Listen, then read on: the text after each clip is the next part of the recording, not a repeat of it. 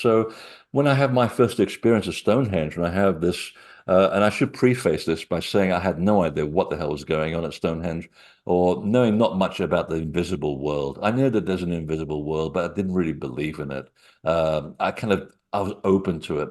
So when my friend, who is a wonderful psychic and a great accountant, which is a fantastic use of left brain and right brain, she says, "Well, I'm going to get my information. I'm going to get my messages." And we were there in the middle of the night back in the day when you could do this in the middle of the night. Just a couple of guards there just to keep the peace, to make sure that people aren't graffitiing the stones. And we had a couple of hours, and she says, "Well, why don't you go and look for your stone, and you'll probably find one of them will call out to you." And they'll beckon you to give you information. I'm thinking, crazy lady. Okay. Well, think about, I mean, she probably read my thoughts. She goes, "Well, think about what brought you here. It's about your interest in sacred space." I said, "Yes, I am very interested to find out who put this here. Why did it use enormous rocks, which are really cumbersome, and for what purpose?" Well, of course, the invisible world picks up on that immediately and says, "Oh, we've got something for you, little boy." And Mhm. within a couple of minutes, there's a rock saying, "Wait, psst, I've got something for you." And I thought, did that rock just talk to me? And I remember it like it was yesterday. And I sat down, put my back to the rock, and I thought, let me just sit here with my back to the rock and close my eyes, pretend that I'm meditating. And next thing you know, there's a guard behind me saying, "In your own time, come back to the physical world, and I'll have a nice cup of tea made for you when you get back to the barracks." And I got startled. I thought, wait, I just sat down 5 minutes ago. I thought we had 2 hours here. "Sir, you've been gone for 2 hours." And that's when you know something has happened. And meantime, we went back to have dinner, and my friend said, "So what happened in there?" And I said, "Well, I don't know." "Well, collect your thoughts." I said, "Well, it's really weird. I thought I had a strange dream of this very tall being handing me this sword, but the sword was on fire." And I picked up the sword. I went, "Thank you very much. That'll do." Looked like it had a kind of appendages like wings at the back, but I'm not really a Catholic or a Christian, even though I was raised as one, so I don't really believe in all that stuff. I said, "You got the flaming sword of light from Michael?" I said, "From who?" I mean, talking about a complete idiot, from who? I want you to meet somebody." I said, "Okay." So the next day we went to meet another psychic who works with the police in Britain, by the way, to solve some pretty serious cases. And she has a near 100% record of solving things, by the way. Great friend of mine now. And in fact, I'm going to have dinner with her next month. I was talking to her on the phone just a few hours ago. And they sat down and said, "Do you know what happened to this guy? First trip to Stonehenge. He's handed the sword of light by Michael." And I went, "Who the hell is this Mickey guy?" And Isabel says to me, "That's Saint Michael to you, young man. You got your work cut out for you if that's what you were given to you. And it's a symbol, by the way. You got your work cut out for you." And I said, "I don't know about the way that sounds. Your tone of voice is telling me that what have I just signed up for?" Because, "Oh, your life as you know it is over."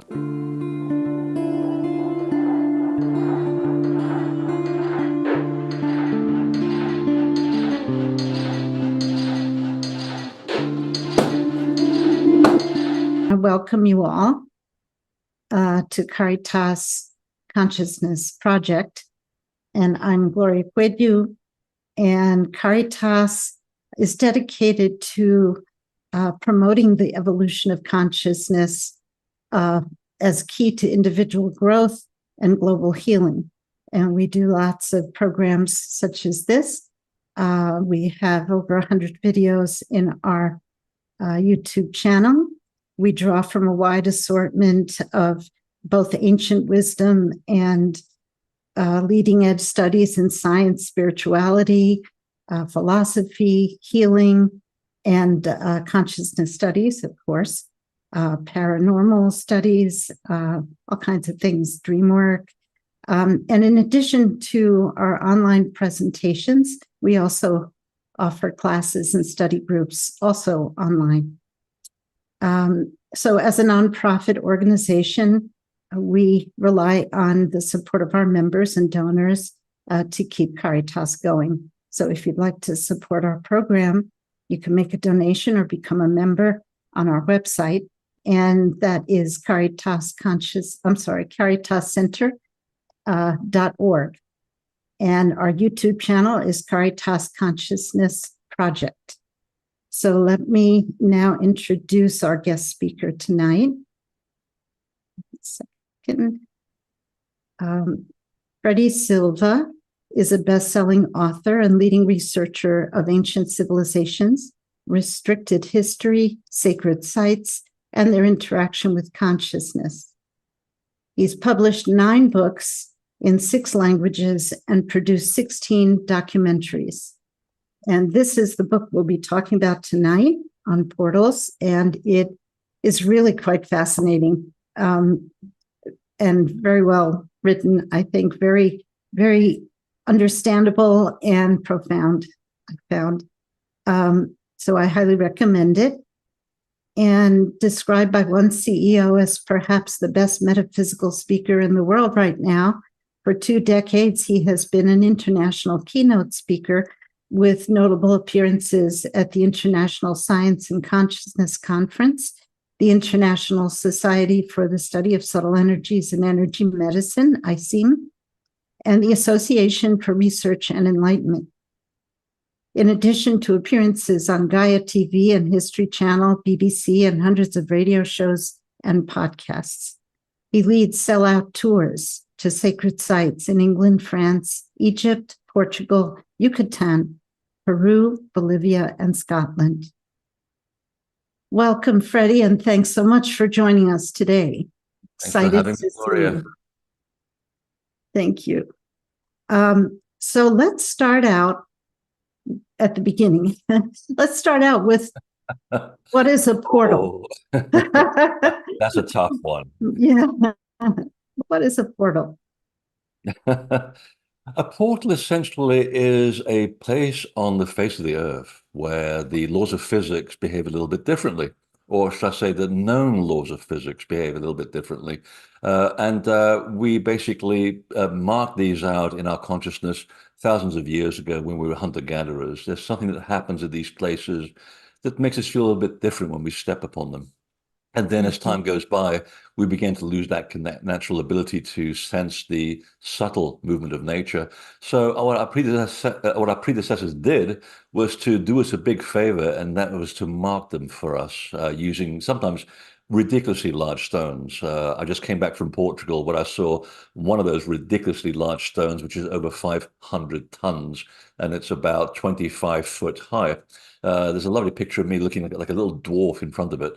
And that's a small one, by the way. And from there, we extended the concept into putting temples on them. We put pyramids on them. We put Stonehenge on them. And today we have the technology, after all of these thousands of years of sensing and seeing things in the invisible world when we interact with them, we have the technology now to differentiate what is termed as normal space from sacred space. So essentially, you're dealing with these eddies of energy where something happens to the physical body that allows you to communicate and get in touch with a much finer level of reality. So I tend to call these places the self-help centers, because when we forget that we can do all of what I've just said by ourselves, which takes a lot of sort of self-confidence and experience to do it, but we do have that ability. When we forget that we can do this by ourselves, we go to these self-help centers and we go and do a little bit of communication, and hopefully we come back feeling a bit different than when we arrived. Mm-hmm.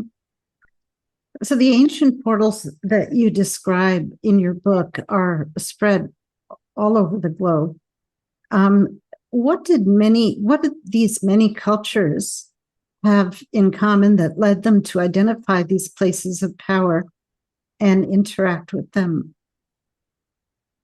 So many disparate cultures that seem to have similar identifying markers.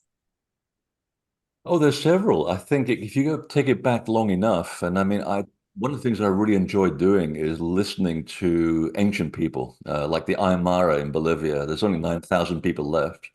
And the Hopi, people whose predecessors were here a long, long, long time ago.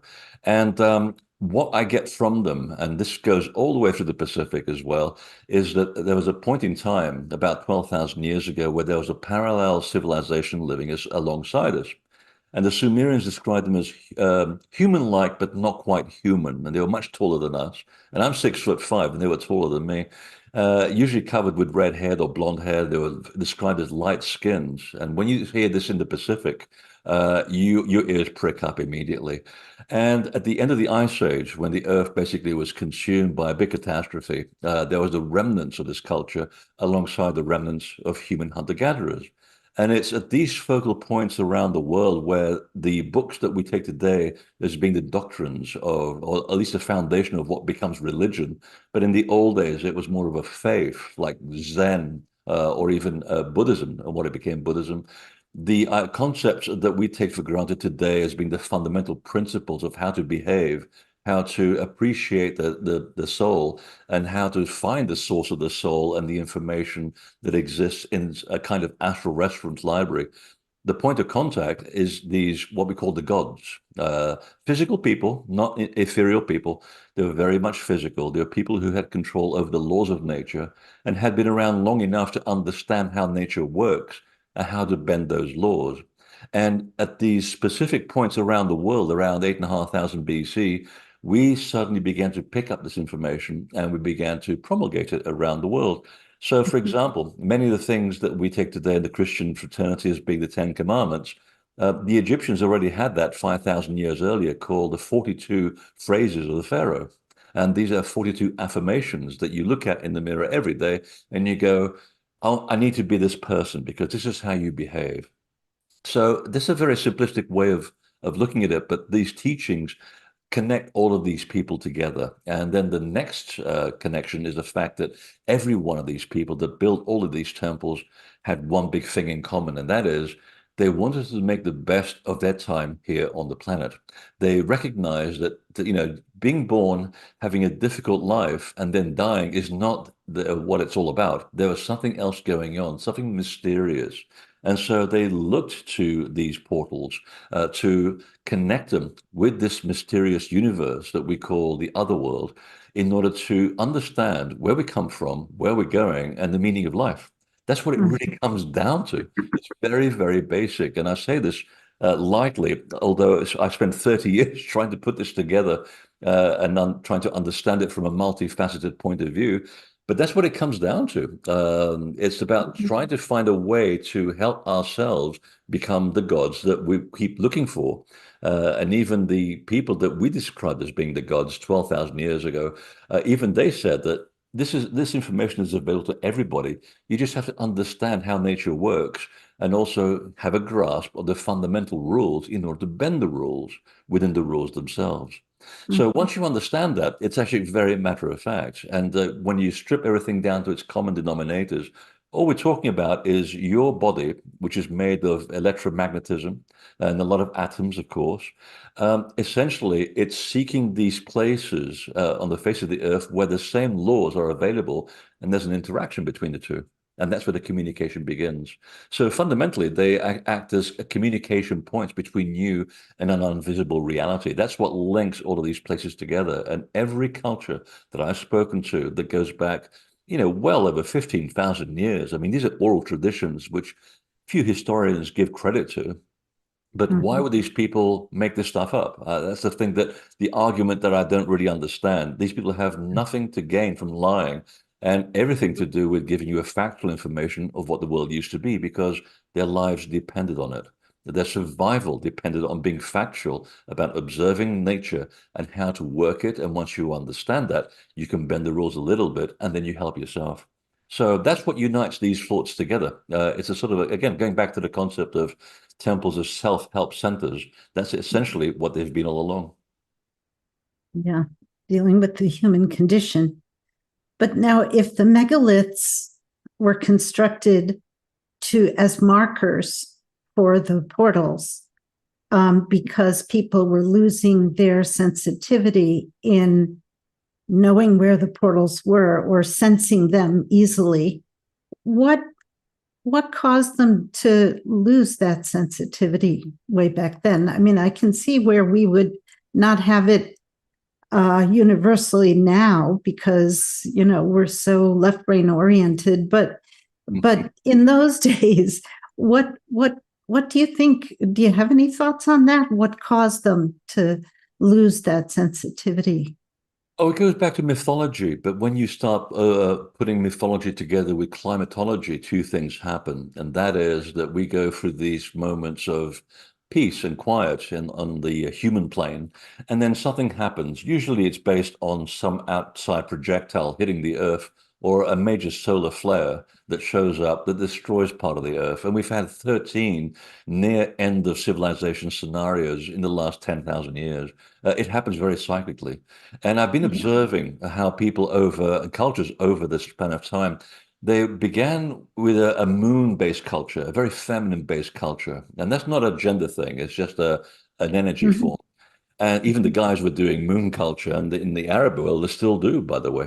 And at some point, something switched, and it began around 2500 BC, and then it went into a sort of a solar mechanism, but not all around the world. And then by about 1300 BC, you start getting the real rise of solar-based cultures. And I thought that was interesting because then you start getting into warfare, you start getting into possession of land, the lack of sharing resources, and literally people just fighting for anything that they can grab their hands to for survival.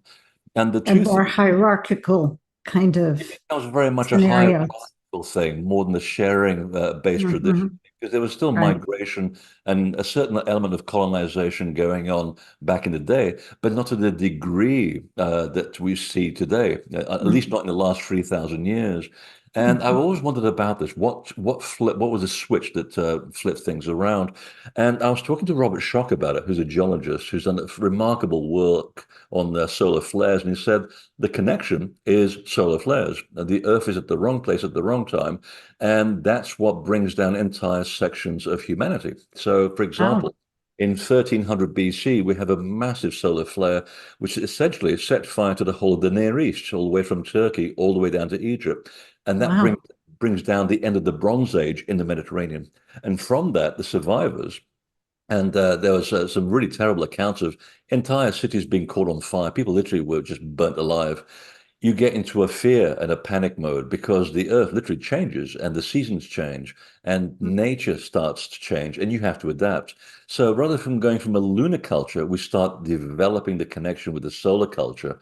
And it started off quite well, but then you get into this moment where people start thinking, well, maybe this might be a good time when we can take this concept of fear and lack, and we can start creating a hierarchy and basically subjugate people by using fear and a hierarchy. And here we are today, 3,500 years later, pretty much watching the end of this development take place. So it's as though we're in kind of an experiment that every 4,000 years we go through these phases in humanity, which is very much linked mathematically to the cycles of time, by the way, which Mhm. happen about, if you're mathematically inclined, they're happening in periods of 4,320 years. They're related to the great solar cycle of 26,000 years. So Mhm. among these moments, there are these elements in time where we go through these experiments as a culture. And that's pretty much what brought the whole thing down. And what I see from a lot of archaeological record is people then losing the plot. They're losing their connection with nature, their ability to feel and see. So they have to start marking things down in order to let them know what's really going on. And then the disconnection takes place over the next 3,500 years to where we are Mhm. today, where we have to rely on those little black rectangular things to tell us where the hell we can buy some food and go and buy some water, or even what the time is. Yeah. Yeah, this is how it's Yeah. sort of degenerated. But in the degeneration, there's already the seed of a new culture, and that's the way it's always been. If you're an Indian, you basically would say, yes, that's what we call the Yuga cycles, Yes. and the mini cycles of the Yuga cycles. And I'm seeing this from a more expanded point of view over the last 12,000 years, and I begin to see a great correlation between the Yeah. Yuga cycles, climate change, and the change in consciousness, and also the way that we handle civilization. So it's a very multidimensional approach to try to understand a very complicated problem. Yeah. And in terms of the yugas, there's the ascending cycle and the descending cycle, right? Yeah. Which kind of contradicts the way we've been taught about evolution, that started out with cavemen and we've been increasingly smarter ever since. which does not take that into account. But you can see it in if you look at history, even the history that we know, much less what we don't know, that is being discovered every day with these archaeological digs, finding these advanced civilizations. But Western culture is the only one that actually thinks linearly. I mean, I've looked at Eastern cultures, looked at Pacific cultures, Southern American cultures.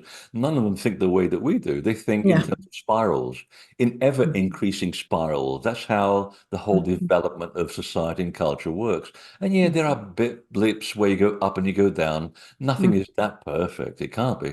But there are these moments where you do advance and then you do go to another level of reality in terms of understanding the world around you and how you shape the world around you. And so they think in terms of the spiral, or as the Japanese culture calls it, thinking in the round. As long as you think round, you're okay. But the Western culture seems to be the only one that thinks linearly that way. At the beginning and end, we start off as idiots. We end up, well, depending on your point of view, where we are today, highly civilized, or also half idiotic as well, because so many people Yeah. go Yeah. around not knowing where to buy a bottle of water unless your app tells you. So have we developed? Yes, we have in certain ways, but we've also gone downhill in many others. And that's just a natural course of things. But I Yeah. do appreciate the fact that ancient cultures, and especially the Aboriginal people of Australia, who, when you tell them, so you've been, according to the archaeologists, you've been here for 50,000 years, they'll roll their eyeball. They said, no, we've been here around a lot longer than that, and we have a lot of stories to tell you. And one of my favorite ones is when some archaeologists, or I think they were historians actually, from the University of Adelaide, they went into the outback to look at these stories that they love telling so well. And they're telling about this valley and how the valley was created a long, long time ago by an earth shaker, which is their description of a falling meteorite.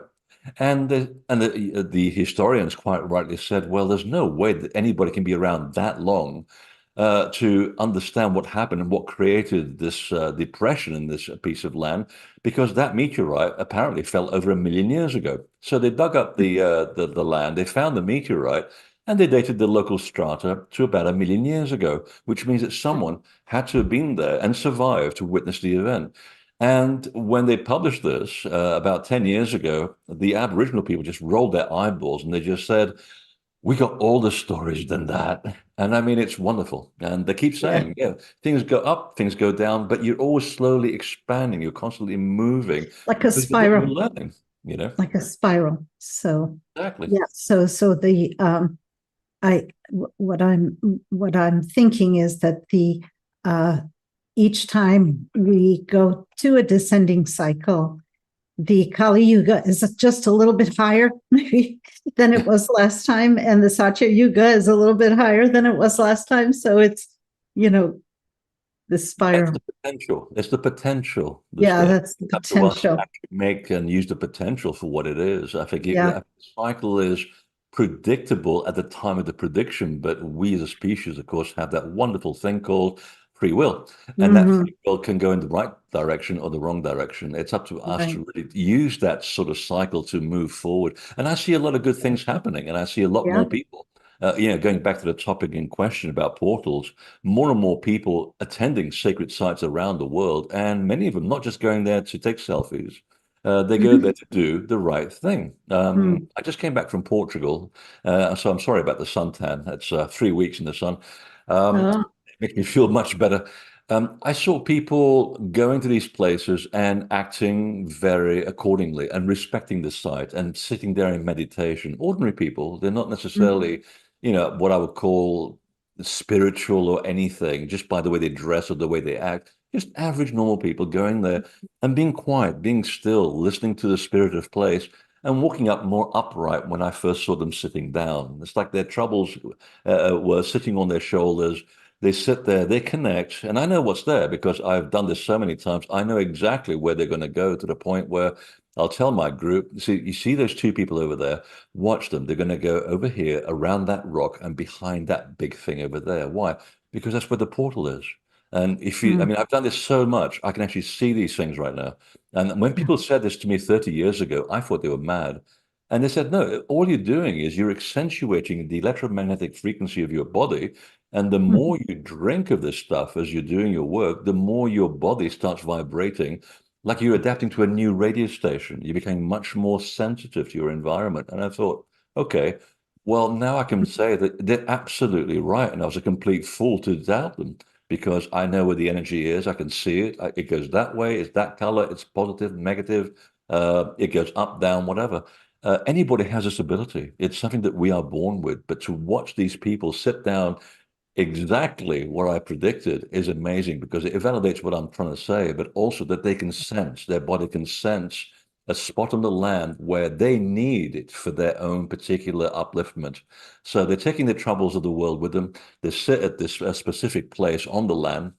And this particular place was over 5,000 years old at this point in northern Portugal. So the Sacred Mountain, it's called. And they basically sat there, and I just watched them over about half an hour. And they got up, and they looked like their whole demeanor had changed. It's like they're actually taking drugs. That's the way I like to describe it. They're high on drugs because they look so happy. And they've touched nothing. They haven't read anything. They haven't eaten. They just sat there for half an hour, got up, boom, off they go, and they are able to continue their life with a certain sense um, of progress, of connection, and that's what it's all about. Mhm. And these markers were these stones, the megalithic stones, were used as markers, and they were also used to anchor the telluric currents. Or is that another word for ley lines, or are all ley lines telluric currents, and are all telluric currents considered ley lines? Maybe I'm not. glad you brought that up because I don't know who started this crazy idea that the two are the same thing because they're not. Uh-huh. I'm having to explain myself so many times, but this is good. No, Uh-huh. ley lines are geometric alignments between three or more power places that have some element of connection between them. So the more common points they share, the more likely that these things are in a straight line and they form a certain function. But telluric currents are the Earth's energy lines, the electromagnetic lines. Even NASA knows about them because now they have the technology to actually monitor these currents. And in fact, they even admitted as much in a press release in 2003, which I remember very well. So it was known even to archaeologists back in 1932 in France when they said that, without question, every single sacred site on the face of the earth, and certainly all those built before the 13th century, and there's a reason for that, they are literally marking these invisible energy hotspots. So they Mhm. literally are the X that marks the spot, the confluence of Yes. interacting lines of energy. Yes. Okay. So, uh, so was that the church that you just referred to as uh, the reason why the markers were placed as they were? Yes and no. I mean, what I mean, happened was that by the they 13th, they they wanted to convert a pagan um, telluric current into a Christian one. Is that wanted to convert the temple and the people, yeah? and certainly in Europe, there's nothing they can do about the energy unless they know what they're doing. And it shows from at least my research and those of my colleagues that they did not succeed because they didn't have the understanding of what these things were all about. Because they kept, torturing and killing the people who actually knew about this stuff, which is kind of ironic and sad at the same time, and yet kind of humorous. But Um, the stonemasons knew, some of them, So the right? Stonemasons knew, yes, Yeah. absolutely, and the people that became the Freemasons, the Scottish Rite Yes. Freemasons, Hmm. which are basically the Knights Templar under a different name. Yeah. They just keep changing their name to survive. But what happened was that by the 13th century, we have organized religion trying to control people into saying, oh, no, no, you can't go to talk to a tree or a holy well or a sacred spring, even though women up until 1910 in France were still going up to a large upright rock in Brittany and rubbing their thighs on the rock to become pregnant. A week later, they're pregnant because Mm. something works. There's something fundamentally active in these places. And there's a reason why they chose these rocks sometimes from as much as 400 miles away to be dragged to their locations. So there's a real spiritual technology at work, which we can now understand. And the idea was that it was so popular that there were these laws, ridiculous laws that were issued in Europe by the church, that if you're a woman and if you were caught at a sacred spring or a holy well or a place where it was known through the local folklore that fertility was going to be induced in your body, you would make a fast for 3 years. I can guarantee you that the chances of surviving a fast for 3 years are not going to be work out well for you. Unless you go to church, of course, that was always the outcome. Unless you come to us and then you ask us to intercede on your behalf to talk to God, and everything will be okay because you'll speak 10 Hail Marys and you'll be okay. That was the whole purpose behind it. But also, because of the subjugation of the knowledge, it drove everything underground. But then you got another phenomenon going on at the same time, and that is urbanization. After the 13th century, it became very difficult for you and I to build a new temple where we wanted it because there's so much urbanization going on. So a lot of churches, a lot of small temples, idols, they had to conform to a grid or at least be fitted within the actual spatial confines. Now, energy, telluric currents are everywhere, but they're not everywhere. There are some places where there's nothing happening. So once you build your temple, on a normal piece of land, you have a lovely building, but there's no energy there. That's the Mhm, problem. And so you're mhm, losing that connection. So before the 13th century, people were still building according to the principles of pyramid building. When the Templars came back from the Near East, they were talking to the Arabs about sacred architecture, and they introduced into Europe something called the Gothic buildings, the Gothic cathedrals. And together with their other brethren, which were called the Cistercian order, they created these incredible edifices across Europe built exactly on the same principles as a Stonehenge or as a pyramid. mhm, Chartres is a wonderful example, which itself is already built on four different layers of ancient temples going back to about 5000 BC when there was, and there is still the original passage mount underneath Chartres Cathedral down in the basement. You have to speak very nicely to the guy with the key to be shown it because he's not very pleasant. You got to get on his mhm, right side. It's religious thinking basically. He doesn't believe in this stuff, so mhm, they have it. So they basically were introducing this idea because temples were going by the wayside. The church was not just destroying the temples and the standing stones. In some cases, they would actually build the church within the actual sacred site. Again, in Portugal, there was one place I take to show this massive dolmen, which has had a door, a front door, and a bell stuck on it to make it look like a church. And yet it's unmistakable, a dolmen. And it's a farcical thing. We sit there laughing at this. In mhm. Spain, they even, built the church literally on top of the stone circle. And today, you can actually go to a church in Galicia and look through a glass floor in the middle of the church, and there in the basement is the original stone circle. So they went to enormous lengths to Ah, try to hide this stuff. And because the rules of making women fast for 3 years still weren't working, they assimilated the buildings. But after that, the whole thing goes haywire. And now we have these beautiful churches in the Western world which bear no resemblance to the foundation upon which they were built. yeah. And this action of anchoring the currents, could you explain what you mean by anchoring the currents? It was depicted by a serpent or a dragon, uh, from whence we get the images of augurs piercing a dragon.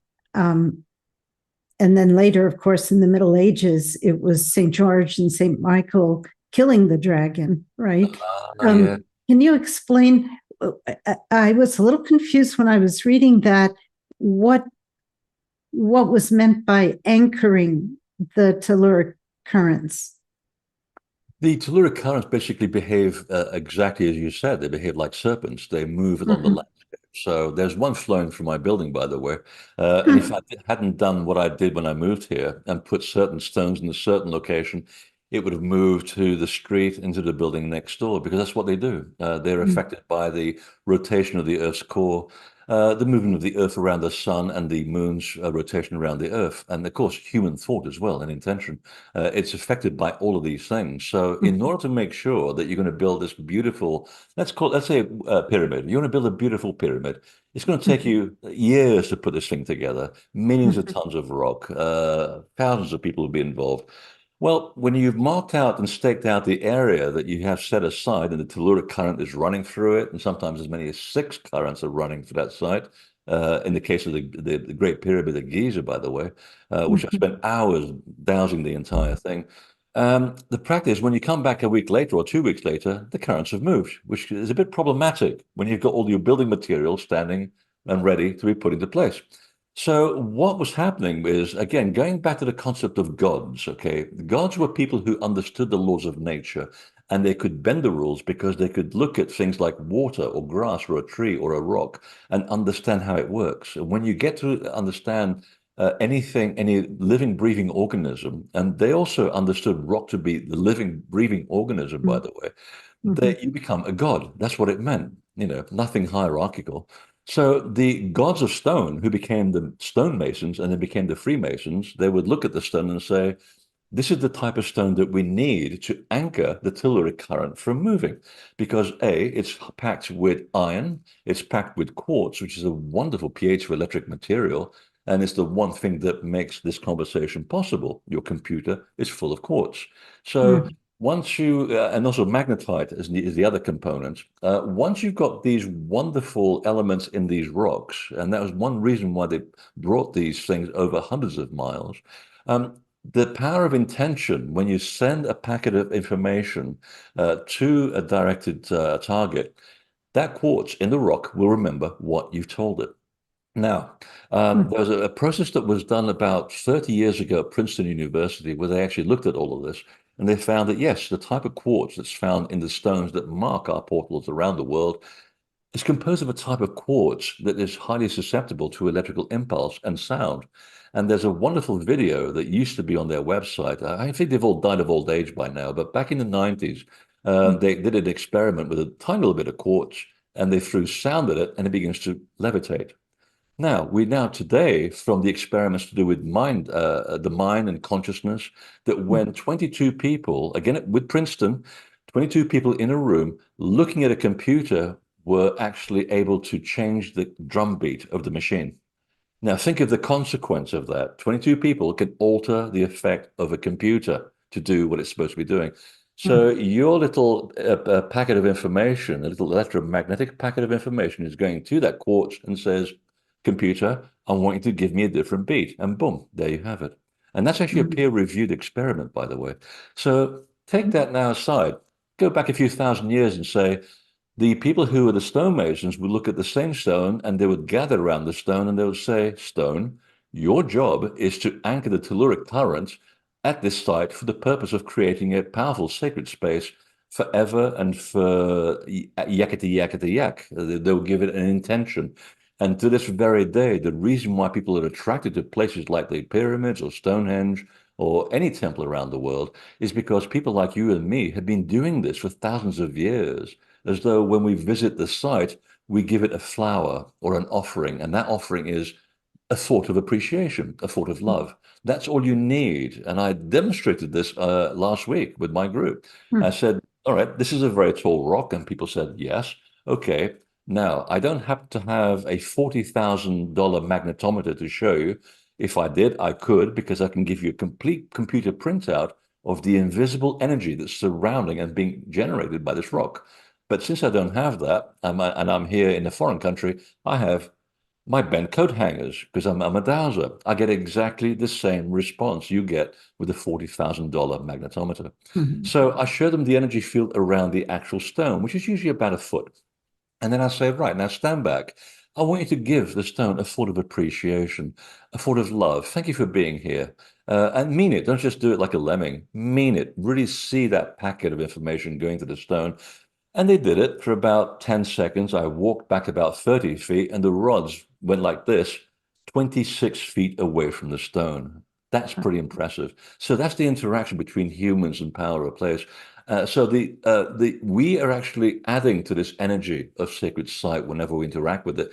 But the earth too is also doing it, because wherever you find the greatest concentrations of these power places, especially in Brittany and south of Britain, and also in Egypt and South America, they're placed on very geologically sensitive areas. They knew what was going on under the earth because they are the most seismically sensitive parts of those pieces of land. So when you have all these tectonic plates, which are in this state of tension where they're constantly moving ever so slightly, it creates a piezoelectric effect. And when you have piezoelectric rocks on top of these fracture zones, the electrical current is going straight into the actual stones themselves. So they're self-maintaining, but we're also adding to that connection. Mhm. Yes, it's fascinating, and I'm I'm thinking that in the Middle Ages, when the church started with these symbolic killing of the dragon, they were depicting the end of these practices and denial of these currents, would you say? Absolutely. It was a sort Yeah. of a PR exercise to the people of Northern Europe, especially, that the power of the dragon is now enhanced by a Christian god. Let's call him, let's Mm-hmm. call St. Michael a god. The problem is that the archangel Michael goes back over 12,000 years to the Armenian region, and he was one of the foremost groups of the people called the Anunnaki, the people of the Lord Anu. So this is all borrowed information. So the idea didn't really wash with many people who understood where Mikhail originally came from. They just recognized it for what it was, plagiarism and politics. But it was a little sort of symbol to the people of Europe by the church that no, we've taken control. The old gods are dead. But you know what? When you go around certain cathedrals in Europe, and my favorite one being Wells in England, named after the town where it stands, that too was put together by the Cistercians and the Templars who had infiltrated the church because you can't demonize everybody. If you generalize, you've lost the argument. Not everybody is bad. It's like saying all lawyers are terrible people. No, when you're in trouble, you will need a lawyer and you find out how wonderful they are.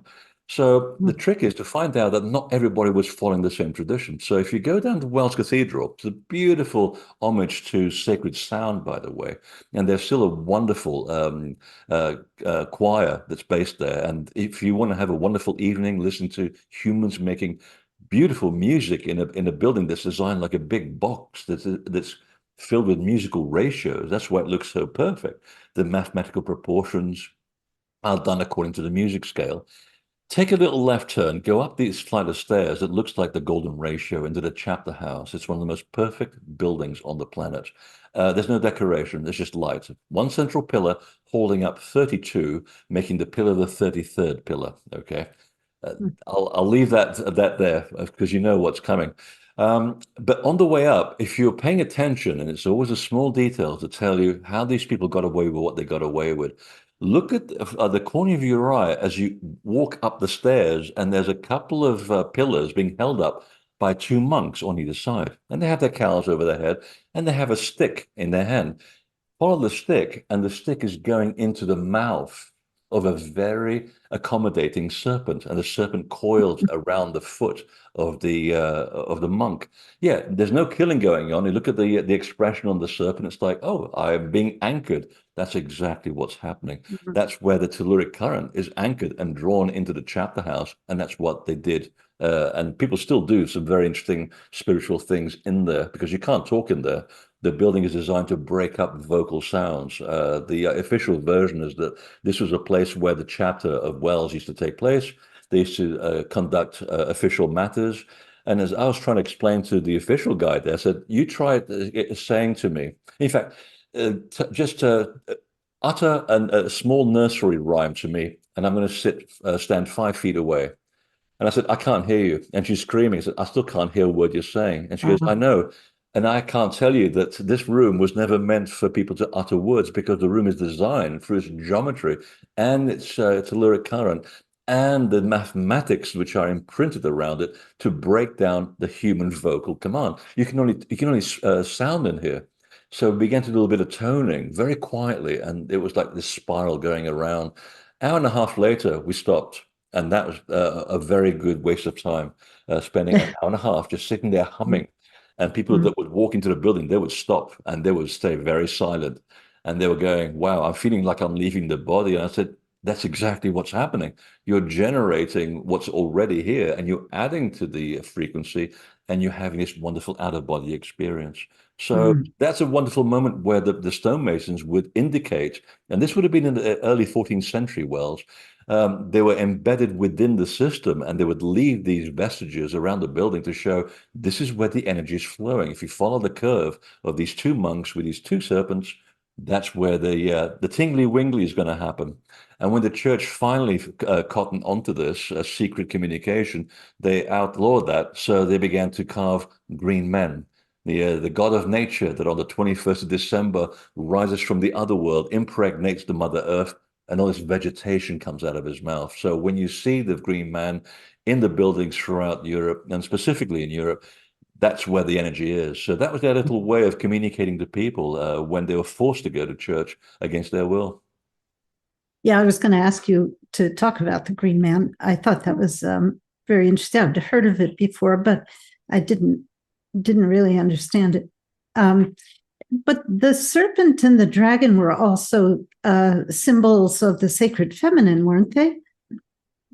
That's Pretty much so, because when you strip it yeah. down fundamentally to what it represents, which is the current that flows through the earth, it has a fecunding facility. So basically, it's the energizing principle in nature, and that basically is inspired and represented by a divine bride. And whenever you hear Mhm. stories in mythology or even the Arthurian legend of the man marrying his divine bride, it's a little symbol, a metaphor as to how the individual had learned the mysteries teachings and had married this woman that represents all of nature. So, in a sense, yes, it was. It was Mhm. the proactive and fecundity of nature shown in an animalistic form. Because back then, not many people knew how to read and write. So the only way to communicate with them is using an animal form, and we see this a lot in Egypt as well. For Mhm. example, the god Jehuti, or who became the Greek Thoth, because the Greeks couldn't pronounce Jehuti, so they called him Thoth. So the ibis head, the god of wisdom. Now, how do you represent the god of wisdom to people who don't understand what's going on? Well, you look at nature. Everybody understands nature, even if you're a very fundamental person. I mean, my grandparents were dirt poor. We had no electricity and no bathroom, but we understood nature. So they looked at nature and they said, well, what kind of animal would represent wisdom? I mean, wisdom makes you, it gives you a certain glow. It gives you a certain uprightness. You stand upright with your shoulders up and elegant. It gives you elegance. Okay. The ibis, look at the way the ibis walks on the ground, always with the head up. There's this wonderful walk, Mhm. always with his head upright. And look at the beauty of the feathers. They're white. White is a symbol of purity. Well, when you achieve wisdom, you have a certain purity and a certain glow about you. This is why, in Christian mythology and also in Indian mythology, you have anybody that understands this has a glow, has a halo around them. That's where it comes from. So they put the Mhm. head of an ibis on top of a head of a man. Next time that you're illiterate and you walk into a temple, you go, ah, that's the god of wisdom. And Mhm. then you just hang out there and learn what it is you need to know. So it's very much an animalistic way of communicating a very basic principle. Mhm. You begin the book with an account of your first interaction with a portal, which was Stonehenge, a beautiful interaction that you had, and were given the sword, right? Was this before your research and experiences with crop circles, or did that interest emerge from your portal research? Which came first? Oh, I think I was really drawing pyramids when I was three, so it was really hardwired. And Okay. because of my upbringing, I had to go off into the commercial world. I became a creative director in design and advertising, and hated every moment of it. And then it was those moments where I got, I won't say laid off. I was fired for having a conscience. It gave me the gumption to sit down with the books that I had in my little library at home and read books about stone circles and the Great Pyramid and so forth. And I thought, how can I make a living doing this? Because this is where my heart really is. But it was crop circles that got me pretty much back to England to do the research. I was still living in America at the time. And the more I got into it, the more I began to experience the most unusual things. And I literally one day I just said, I'm going to have to take a leap of faith here. There's something here of incredible benefit to humanity. And by the way, they're not made by people, by the way. That was something that the British I government know. invented. And we traced the whole story back to MI5, a very sordid story, which I wouldn't go Really? into. Huh. Yes, and the CIA were also involved in the disinformation that crop circles were made by two guys, which is absolutely preposterous. Yeah. It's about as preposterous as saying that nine guys called Knights Templar protected the Pilgrim Trail from the sea all the way to Jerusalem. It's impossible. Mm. So yeah, but it did create this huge backlash, and and we still have fighting about what's real and what's fake to this very day. So that's why I published a book on it. I gave up my life to publish this book on a leap of Mm. faith, and it's still an international bestseller. My first Yeah. book out of the box, so I'm very proud of it. I wouldn't change a word to this very day, but there was a lot of nefariousness going on. But I began to realize that the more scientific experiments we did with crop circles, that they seem to be mirroring how temples also work. They behave Hmm. exactly the same way as a stone circle, as a standing Hmm. stone, and so forth. They have the same geometry. They have the same telluric current, the manipulation of energy, sound, and of course, sacred geometry. And people were also experiencing healing and also heightened states of consciousness in crop circles, Yes. despite the fact that they were skeptics. Now, skeptics don't talk like that. They'll say, well, I'm kind of skeptical about it. And a skeptic, by the way, is someone who doesn't draw a conclusion. Okay, that's what a real Hmm. skeptic is. But they would go in there and they'd have these incredible experiences, and I began to realize, wait a minute, now they wouldn't make that up because they don't really believe in this. They don't disbelieve it and don't believe it either. But we have the same stories in sacred space. Now, what's sacred space all about? So that gets my attention over here. And yes, I mean, I didn't really know anything of what I was talking about back then. I've walked into this huge reference library, which is still going on to this very day. And people keep calling me an expert. And I say, I'm not an expert. I am just learning. I mean, I've got 9 books under my belt. I still think I don't know anything because now I'm discovering, even on 2 weeks ago, when I was in the middle of Portugal, looking at large upright rocks, I found something else I didn't know about. And boom, I'm on my next journey of understanding. So I'm kind of doing it through um, learning as I'm going along by asking questions and not having any preconceived ideas of what it is that I'm doing. And I think actually, in hindsight, that's the best way of learning and also writing. I'm not bringing my perspective to the writing. I'm giving it straight from an experiential point of view and bringing together the experience and the knowledge of my peers as well to create a much more broad, I'd say, stew. I always do a metaphors in terms of food because I'm a Taurian. It's all to do with stew. So the better the stew, the more you'll ingest the stew, and then you go, well, that was very liberating and then nourishing. Now, where do I take this? So when I have my first experience of Stonehenge, and I have this, and I should preface this by saying I had no idea what the hell was going on at Stonehenge, or knowing not much about the invisible world. I knew that there's an invisible world, but I didn't really believe in it. I was open to it. So when my friend, who's a wonderful psychic and a great accountant, which is a fantastic use of left brain and right brain, she says, "Well, I'm going to get my information. I'm going to get my messages." And we were there in the middle of the night back in the day when you could do this in the middle of the night. Just a couple of guards there just to keep the peace, to make sure that people aren't graffitiing the stones. And we had a couple of hours, and she says, "Well, why don't you go and look for your stone? And you'll probably find one of them will call out to you, and they'll beckon you to give you information." And I'm thinking, crazy lady. Okay, well, think about. I mean, she probably read my thoughts. She goes, "Well, think about what brought you here. It's about your interest in sacred space." I said, "Yes, I am very interested to find out who put this here. Why did it use enormous rocks, which are really cumbersome, and for what purpose?" Well, of course, the invisible world picks up on that immediately and says, "Oh, we've got something for you, little boy." And Mhm. within a couple of minutes, there's a rock saying, "Wait, psst, I've got something for you." And I thought, did that rock just talk to me? And I remember it like it was yesterday. And I sat down, put my back to the rock, and I thought, let me just sit here with my back to the rock and close my eyes, pretend I'm meditating. And next thing you know, there's a guard behind me saying, "In your own time, come back to the physical world, and I'll have a nice cup of tea made for you when you get back to the barracks." And I got startled. I thought, wait, I just sat down 5 minutes ago. I thought we had 2 hours here. sir, you've been gone for 2 hours. And that's when you know something has happened. And meantime, we went back to have dinner, and my friend said, "So what happened in there?" And I said, "Well, I don't know. Well, collect your thoughts." I said, "Well, it's really weird. I thought I had a strange dream of this very tall being handing me this sword, but the sword was on fire." And I picked up the sword. I went, "Thank you very much. That'll do." Looked like it had a kind of appendages like wings at the back, but I'm not really a Catholic or a Christian, even though I was raised as one, so I don't really believe in all that stuff. I said, "You got the flaming sword of light from Michael." I said, "From who?" I mean, talking about a complete idiot, from who?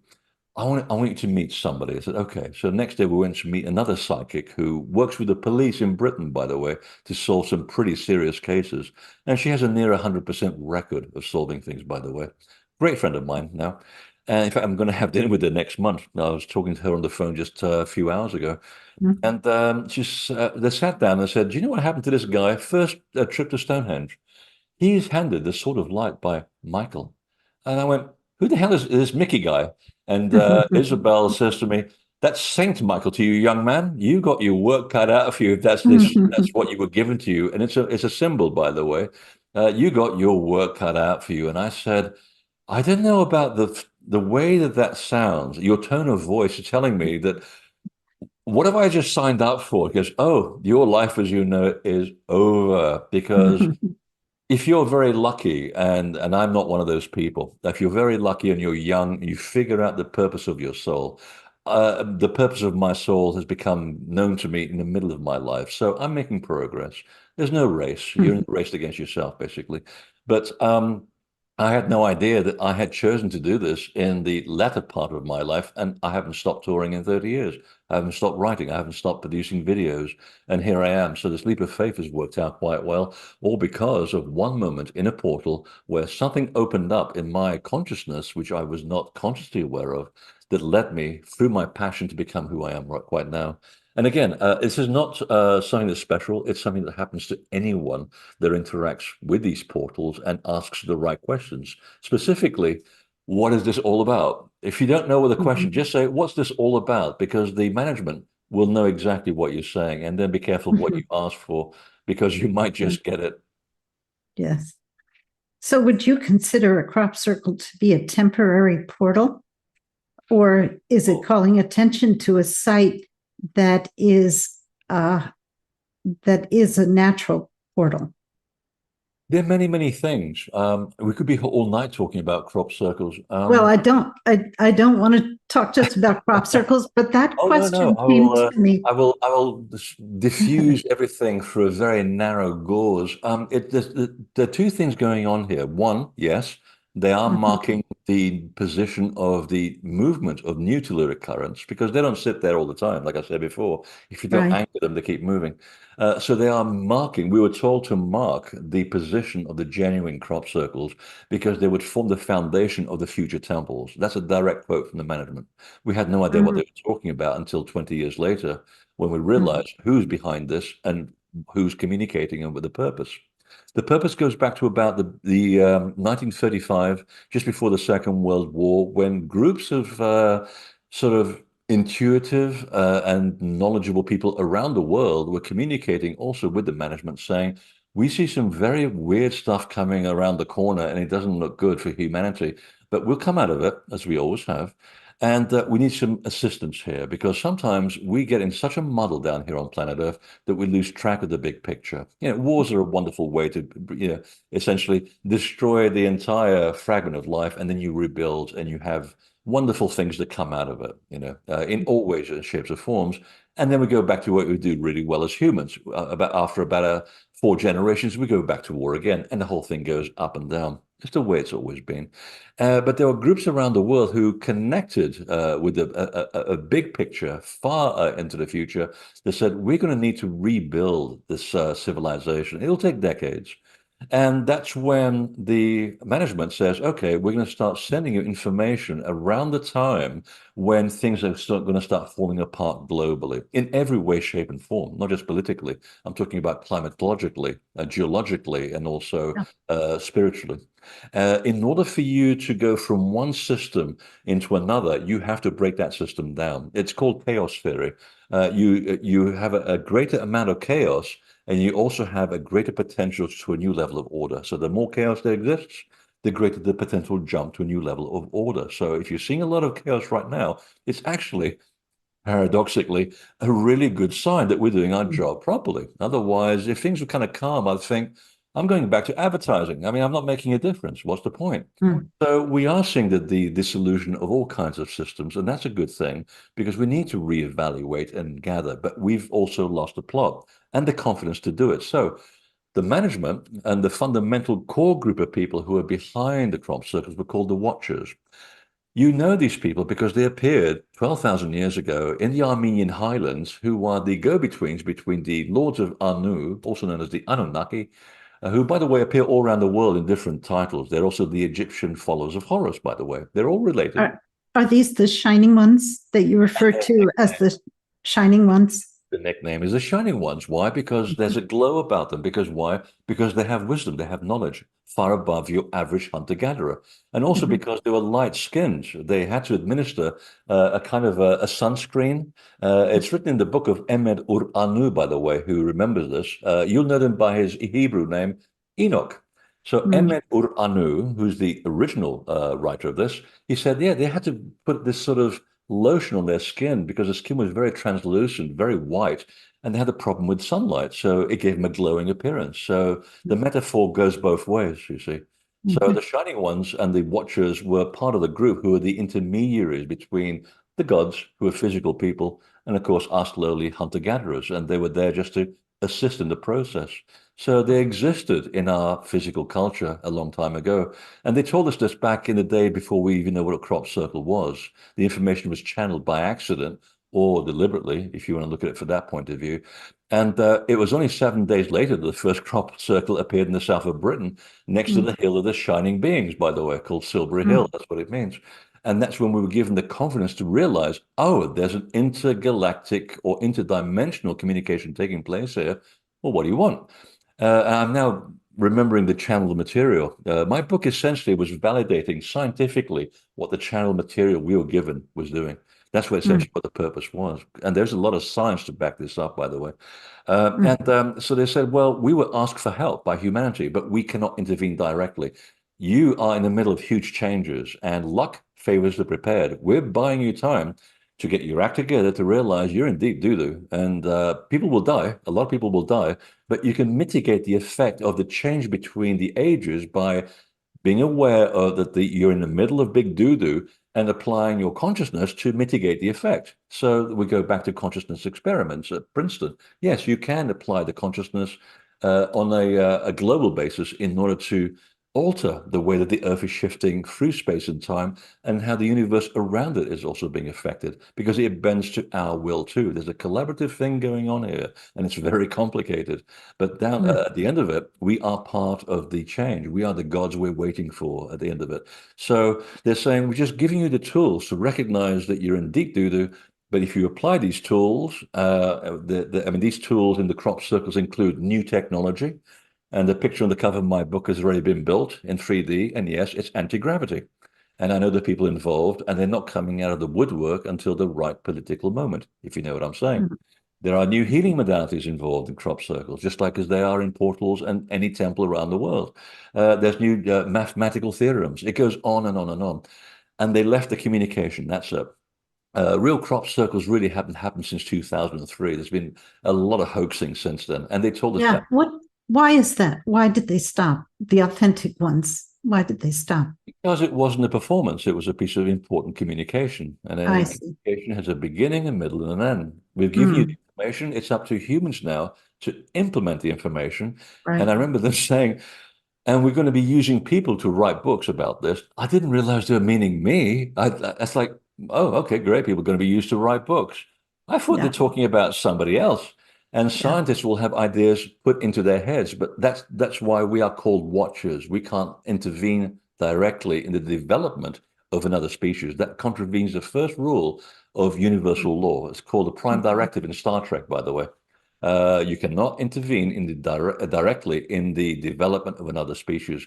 If you ask for help, you can, but even then it has to be done subtly. And what they were also saying is that in the old days, we used to be here in physical form, and we helped build some pyramids, and we built some temples, and then we go back into the woodwork because we just wanted to show humanity the potential of what you can do with understanding nature. All we were doing is bending the rules of nature. That's it. Nothing Mhm. amazing. But you have to understand the rules, and that takes time. And then we go Mhm. back into the shadows, disappear, and let you do what you do best, which is think about it. And some people will agree with it, and some people will destroy it. That's the way humans have always been, and the way it will always be on the planet Earth. But it gets gradually better as well. You know, the people that I tend to describe the idiots, because they really are. I mean, the whole thing is so farcical. It's like a Shakespearean play sometimes. The Yeah. idiots are getting fewer and fewer and fewer, and I see this when I go walkabout in on tour. I mean, I go to Ohio, which is considered in America to be a very conservative part of the country. I have more people coming out of the woodwork from places you'd never heard of, filling entire rooms just to come and hear me. And I'm Yes. thinking that gives me great confidence. There's so many poor people who are not drawing attention to themselves this time because we learned that being burnt alive at the stake is painful. So this Yeah. time they're in the woodwork. They're going between the reeds. They're like a wind blowing between the reeds, and they're learning to live for another day. So I see a lot of signs of encouragement going around, and I Yeah. do believe that we're very close to hitting a critical mass. If you look at the Mayan calendar, and everybody panicked about 2012, and if you spoke to the Maya, who are still around today, by the way, and one of them was a great friend of mine, a credible teacher called Miguel Angel Vergara, who I'll be with in about 2 months in Yucatan. He said, you know what, we just rolled our eyeballs at how people lost the plot with 2012. And there's a very funny and sad story behind it, which I won't bore you with. But it took basically 2012 was the middle of the cycle. There's a 30-year window either side. That's how cycles work. Mm. They don't happen like that. You know, if your Volkswagen Beetle engine goes to 1 million miles, it doesn't stop. It goes back to zero, and it goes back to 1 and 2 miles and so forth. And so the window of opportunity was quite open 30 years before 2012, which happens to coincide roughly with the flower power movement around the world, by the way. Mhm. We're picking up on this. Mhm. Mhm. So by 2012, we have the midpoint, and now the window is closing. And as it closes, and as we fail to hit that critical mass, you may have noticed that the climate's a bit out of control. Politics is out of control. People are seeing black and white, and the gray area seems to be disappearing much, much more. So we feel that something is approaching. There's a climax approaching. And as the window approaches, and if we don't hit that critical mass, then the earth will start shaking us out of our complacency and saying, I need to evolve too. And you need Mm. to be aware of that. And I'm going to be coming up with bigger natural disasters until you wake up to realize that you're part of the problem, but you're also part of the solution. We have to work together to mitigate the effect to where I want to go. So Mm. there's still good news. We still have plenty of time to get it together, but it's going to be close, I think. Yeah. I think we have to stop thinking about it as the environment, as if it's something apart from ourselves. You know. It gave us birth. How can we possibly be apart from it? Yeah. You quote. I have so many more questions, but I want to allow time for the audience to also ask questions. But one last thing, maybe maybe the last thing. You quote Plato as saying, "True philosophers make dying their profession, and to them all people, and to them of all people, death is least alarming." Would you elaborate on this and how death is intrinsic to spiritual awakening? Oh, if you read every mythological story about the hero's journey, it always involves a difficult journey or 12 obstacles, or you get chopped up into little pieces like Osiris. And then you are reborn. You are reconstituted because you have to relearn or unlearn what you've learned, all the bad habits that you've had along the way. Um, Mhm. Ancient people recognize life for what it is, as a spiritual death. And even the Greeks understood this. And in order Yes. to understand where the spirit comes from and where your soul comes from, what the purpose is, you have to have an induced near-death experience. I'm not talking about drugs here. I'm talking about taking a poison throughout the course Right. of a day after taking a 3-year course in how to control your fear, control your emotion, and learning about the bigger mysteries in life. It's called the Mysteries Teachings. It's the essential foundation of the Essene culture, what Jesus was actually teaching, by the way, before the whole thing it devolved out of control. It's a very Buddhist principle. It's a foundation of Zen. It's a foundation of every mystical culture. So in order for you to unlearn what you've learned and take away all those bad habits, you have to go through this process where you go into, again, a portal, because all the places where they actually did this teaching involved places where the telluric currents happen to be. So it's either a sacred cave or a specially designed temple or a pyramid and so forth. And you would take a poison, and on your last your last 3 days of your teaching, which is the third year of your teaching, and you'd have an induced near-death experience. Okay, think about that for a second. You're having an induced near-death experience. It must have been harrowing. And but the idea was to learn to control that fear. If you take fear with you into the other world, you won't find your way back. I know this because people in the Great Pyramid pay, I think the current rate is $14,000 for spending the whole night in the box. Because no one's ever buried in these pyramids, by the way. Even people who would claim to be the builders of the pyramids, who built them as tombs, like Sneferu, his body's somewhere in the Valley of the Kings. So that doesn't make any sense. So basically, you go into this box, and under the right conditions, if you are prepared, you will go out of body for a whole night and come back into your body. And I know this it happens and it works because people that have been in my groups, they've told me about it, and they said, "Yep, I'm glad I took 10 years to understand how the process works because it is difficult. But once you're in control of the laws of nature and your functions, you can leave and you can return. The hard part is coming back, and you have to know what the hell you're doing." And I said, and I'm not going to ask you what you saw because it's personal.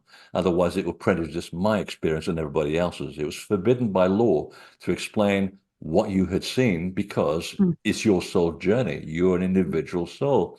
And so the idea was that Plato was very right about this because he did it as well, but he couldn't betray the teaching. And he said, true philosophers make dying their profession. Yeah, because he said you can only find truth and knowledge in its purity in the other world. There's no other place where you can find this. Not on Earth.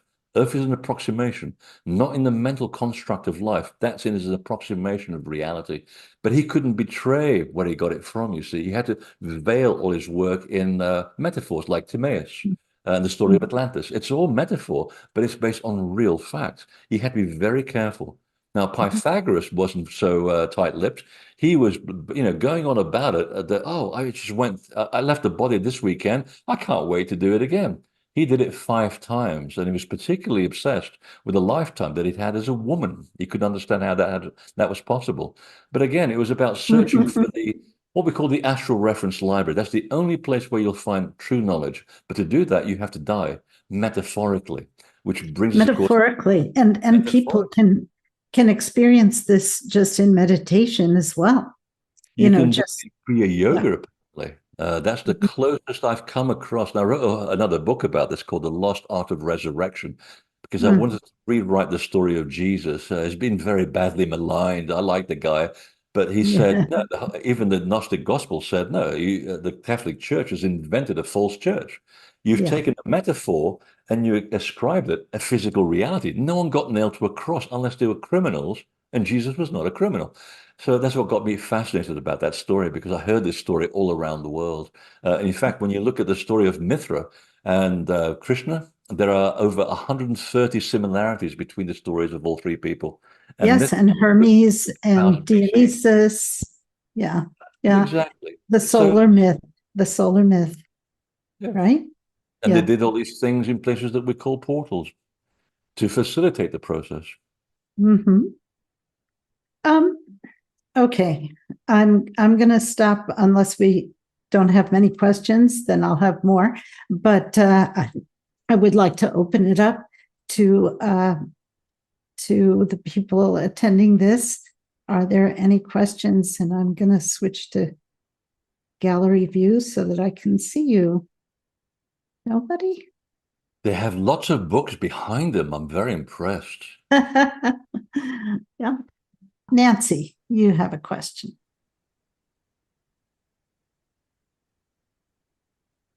Here we You go. have to, there we go. So the word portal means like a door. And so, I mean, obviously. And so I've had lots of experience, really cool experiences as well, and so, in sacred sites, and that's my passion kind of thing too. So, but I never really quite understood that word, but I think I understand it a little better after talking. It really is just the experience is really you are in a different space. You've moved to a different space when you've moved into that portal area is what you're saying. And thank you for that. I think I was just confused by the word. It's like, well, I don't see a door. And it's one of the few books that, in fact, the only book I've written that hasn't got a sort of a 50-page bibliography for references. This is why I wanted to write it. My books are very, very in depth. I try to do proper research. I take my time for years and years because I'm going to get it right as it can be. I got talked into this book because I said you don't have to write references, you don't have to write bibliographies. Just write it in a way that you talk, because you talk about this in so many podcasts, but you never published this. And I said, you're absolutely right. It never occurred to me that it's spread out for all my work, but I've never actually sat down and written almost like, and I don't want to say this in a demeaning way, a layman's terms, very simple language, very straightforward. And it was refreshing just to sit there and write it in a way that my grandmother could understand. And that was the point. Bring it down to its common denominators and things. Yeah, Yeah, I because I definitely mean, want to read it. yeah, and essentially you're punching a hole in space and time. That's what these things are Mhm. doing, and we have the science to back it up now. I mean, there's one quote by NASA, by the way, from 2008, and I can quote it verbatim. It said whenever we no every on the face of the earth. Okay, I'm getting two quotes mixed up. Whenever we are looking for magnetic portals on the face of the earth, we have now been able to detect that they open and close every 8 minutes, like these magnetic spirals that reach up 1,000 miles above the atmosphere. They connect to the solar wind like an X point, and then those portals literally link to the face of the sun and possibly beyond that. So we now have the technology to see these invisible punctures in space and time, these doorways, these spirals of energy, what the Japanese call the spiral of heaven, by the way, and what the Persians call the golden reed of the sky, a place where you ascend, which of course brings us the word altar in the church. You are being altered, you are being raised to a new level of reality. And that's where the energy is on top of in the old buildings in Europe. The altar sits on top of the original point of energy that's below the ground right now. So it was a very simple way of communicating this. So I'm kind of glad that I have finally had a chance to say something that's been on my mind for a long time, but I never put down on paper. And when you say, I mean, I have also had some really interesting experiences in Stonehenge and other stone circles and that kind of thing. And I do believe as well that obviously that the stones they're alive and they communicate with us. Um, and I just it's interesting, sometimes I'll speak to them and they'll just light up, and other times nothing. So it's just interesting. I just like to play with it, see what happens. But It's a bit yeah, I like mean, extended family. I mean, huh? I don't take these things for granted, but they're very much alive. You can interact with them, and especially the Yeah, memory of things that are still there. I mean, there's yeah. this funny story in the book about when I was with my fearless, glorious spiritual teacher, showing me the ropes of how things work in the subtle world. So I'm learning as I'm moving along, and we're on this mound that was taken over by the church in Ireland to become a cemetery, and you felt that there's something there that needed to stand. It needed to be moved Mhm. somewhere else. A lot of trauma. So we did what we do in our group. We, gather around the site and we do a certain protocol. And you feel things moving and so slowly reorganizing and going, oh, I don't have to be attached to a gravestone anymore. Thank you. Poof, off they go. And they disappear. And at the end, I thought, it's interesting about the spirit of place. There's always a kind of a puckish, humorous entity that's always protecting each sacred site. And I suddenly had this in my head, and I had my arms down by my side at this point after 20 minutes. And I felt a weight on my finger, and I pulled up my hand, and there's like this goblin, this naked onion head guy with a big belly with little sticks, holding on with his little fingers like this. And I pulled him, and I said, "What the hell are you?" And he started complaining at me. It's like, blah, blah, blah, blah, blah. I said, "Bloody hell. He's a proud little guy, isn't he?" Now, and he kept holding on to my finger, and I thought, this is the most weirdest thing I've ever experienced. And Isabel, the psychic, as I call her, she's laughing her head off because she can see this in real time, and that's how good she is. And then we're laughing at each other. And I said, I guess he's the spirit of place, and she's nodding. And the other group is saying, "What are you laughing at?" I said, "Can't you see this guy? Are we the only two people here that can see through the?" I know. Yeah, And he I hung on to know. my People, finger all the way up to the perimeter of the energy field of the sacred site, and then poof, disappeared. yeah. Again, why? Because we were there to honor the spirit of place. We were there to help. We were assisting and being Yeah. of service. And he decided to come by and say, "Hey, this guy looks like fun to hang out with," and he just hang out with me. So I totally agree. When you go and hang out in these places, I mean, there's so many hundreds of stories I could tell you, involving so many people that it really has changed their lives. Even lawyers have shown up. For 3 days they can't shut up because their left brain can't shut down. It's no fault of theirs, but it takes them that long just to sit there, take a deep breath, and relax. Take it easy. Get into your right brain because you can't think your way through this stuff in sacred sites. You've got to let it go. And that's when the magic begins to happen. And I watched this person being a real pain in the ass for most of the week, and people were getting really upset. I said, "Look, she has to go through her process. She's trying to shut down. She's on this tour to sacred sites in Britain for a reason. She didn't come here to make fun of me or all of us. I mean, that's not who she is. I can see that. Give her time, give her a little space." And sure enough, she's calming down and calming down through the week. Come Friday, at the end of the week, we have a big meal to say, well, let's share some experiences and then we can say goodbye. And it came her turn, and the air got taken out of the room. It's like, oh God, what's she going to say? She's going to trash Freddie, and he's a complete asshole, and he's a fraud, blah, blah, blah. And I was ready for it. And she breaks down in tears. She goes, "That was the most incredible, life-changing moment of my entire life." And I lost it. I am not proud as a guy to say that I lost it, but I lost it completely. I mean, it was a wonderful moment to see someone change so quickly Yeah. and recognize what has happened to their life. It was a wonderful moment, and it's validating as well. But I got an email about a year later, and she says, "I'm still a lawyer, but I'm now practicing for nonprofits. I make about a tenth of the money that I made. I am so damn happy I went on that trip." I thought, "Thank you." It wasn't you, it was your interaction with the spirit of place. Your subconscious wanted it. And the management who was there said, "Hey, she's ready for this. Let's start feeding her some bits to take her apart, completely chop her up into 1,000 pieces, and reconstitute her into a new lawyer." And there we are. Happens to everybody. Life-changing. Janet Lee, sorry. Janet Lee, you have your hand up.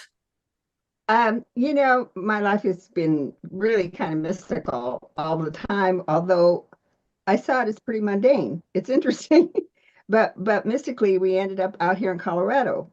It was a whole mystical thing. We ended up on a piece of property, an acreage, because we had horses, and we had more amazing experiences there, unusual experiences. So would that have been a portal? Because one of the things that happened was my friend, who was a palm reader, lived around the road from us, and she and I were together. And her sister came from Chicago. Who she was a banker, and and her thing. She was single, and her thing was reading romance novels. That was her thing. And then we were talking about like things like using color for healing and those kinds of things. And after she left my house, she told her sister, "You people are crazy." you know. And I like them but already. but when the plane came over our property as it left to go back to Chicago, she looked down and there was a round rainbow over our property. So would that have been a portal? Yes and no. It depends on the location. And these things are everywhere. I mean, there's one in my living room, and this is why I can only put my computer where it is. In fact, the only physical place I can put the computer in my building is here, where the telluric current happens to run right through it. So it's feeding me, and I'm feeding it. It's a dual process. So sometimes when you live somewhere, you buy a house for a specific reason. There's already something there waiting for you.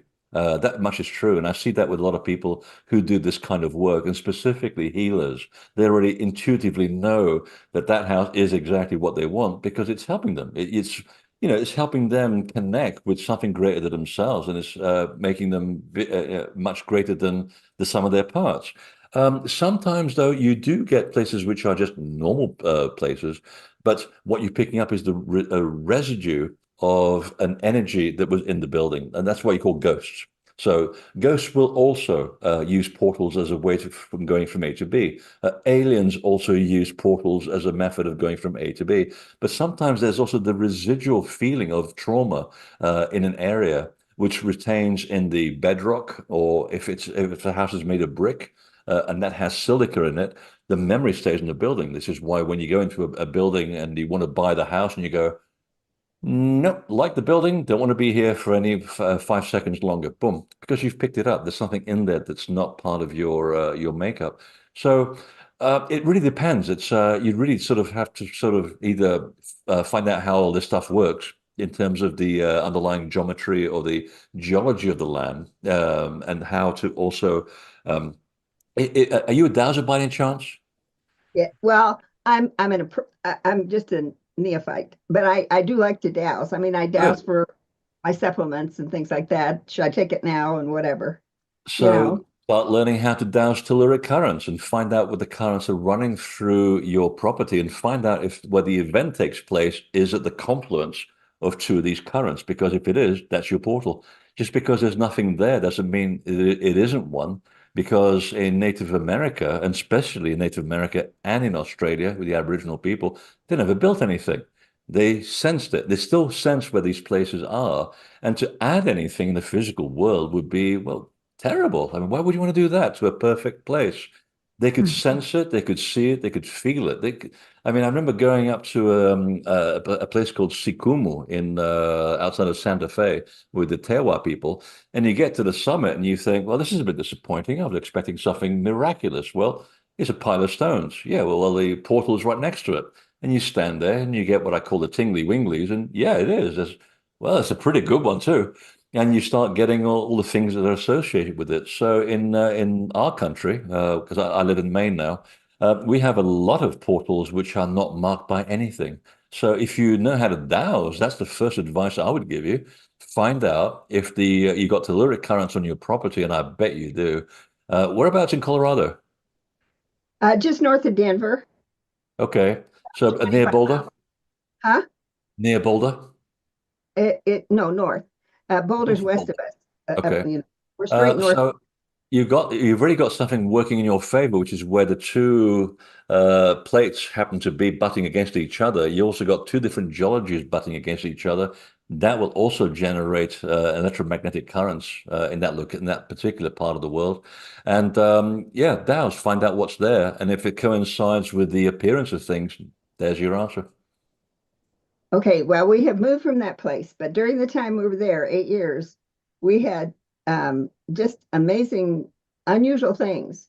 Our son Joel, as a teen, we had horses in a barn, and he liked to go up in the haymow and swing on this rope off the hay bales and things like that. Anyway, one day we left. He was down in the lower part of the house. It was four-level home. And he was by himself. It seemed like things happened when he was by himself. Now, maybe his energy had something to do with it, although we had a lot of other things happen too. But this one, it was really interesting because when we got home, his eyes were like, and we said, "What happened?" And he said, "I don't know. I was downstairs and we had this really a big, heavy chandelier, a really heavy one, like wood with looked like candles on, big, heavy thing." And he was playing his game or whatever he's doing, and he heard this kind of pound, pound, pound above him where the kitchen was. And he thought, did the horses come in the house? because that's what it sounded like. And it actually, the pounding was so heavy that the chandelier started swinging. Wow. So he went upstairs and he thought he saw horses leaving, but they were going out into the pasture and they jumped the fence. He thought it was our horses, but our horses went crazy enough to where they ran into a metal fence and bent it. And what he was seeing was actually an etherical thing because they disappeared. That That was was my next question. Yeah, that was my next question. If your animals are attracted to a certain location for much of the month and they leave their marking on it, like dogs will go and pee somewhere, horses will congregate in a certain location, and then for no reason, at certain times of the month, they'll bolt as far away as possible. That's usually a portal that's activating. Because I saw that in England a lot as well. And I'd ask the farmers about it, and the next day there'd be a crop circle in that field. Yeah, because they can pick it up already, and usually it's the ultrasound that's associated with it. So yeah, it's a funny thing. The first thing we look for in natural portals is, are there dog doo-doo anywhere near here? And how do the You animals mentioned behave? cows too. You mentioned And cows in cows your as book. well. Oh, absolutely. The cows also. How they give Anybody who birth. is not in a literal and a left brain state of mind, they're Mhm. much closer to the real world than we are. So they're the first people to watch out for. Yeah. So yeah, it sounds like 8 out of 10 already. Sounds like you got something going on there. Okay, we have two yeah, more questions. we had many more experiences, We, but that was pretty amazing. yeah. Melissa, you have a question? Yes. okay. I have a question about, is there such a thing as anti-portals? Like, let's say you're going through a period of evolution and you move and everything just stops. And if so, can you tell by how dowsing rods behave if this is an anti-portal? An If that makes any anti-portal. sense? Wow, that sounds very punk.